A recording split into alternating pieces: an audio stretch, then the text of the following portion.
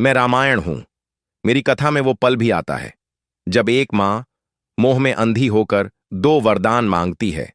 एक वर, राम को 14 वर्षों का वनवास, और दूसरा, भरत को अयोध्या का सिंहासन। पर क्या तुम्हें झांत है, जब यह निर्णय हुआ, भरत अयोध्या में नहीं थे।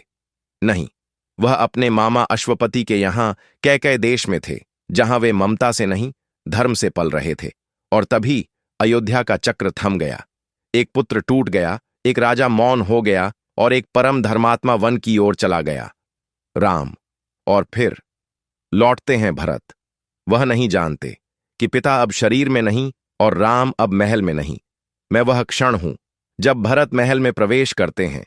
दरबार मौन है, हवा भारी है, आंसू आंखों से पहले आत्मा में बह चुके हैं, और एक दूत कांपते स्वर में कहता है, महाराज दशरथ अब नहीं रहे, और प्रभु राम, सीता माता और लक्ष्मण वन की ओर प्रस्थान कर चुके हैं।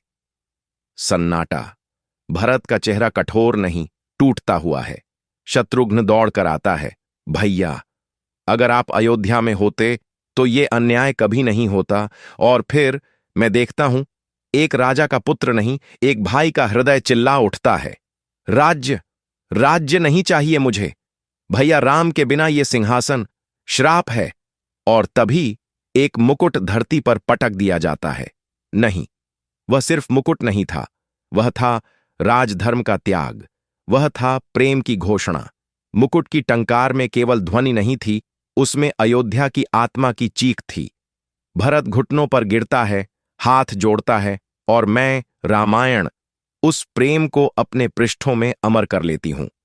शत्रुघ्न उसके पास बैठता है, और दूर, बहुत दूर, कोई स्वर गूंजता है, राम, राम। मैं रामायण हूं।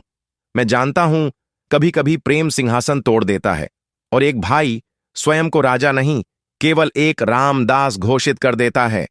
यही मेरा सत्य है, यही मेरा धर्म है, यही मेरा भरत है, और यही है रामायण।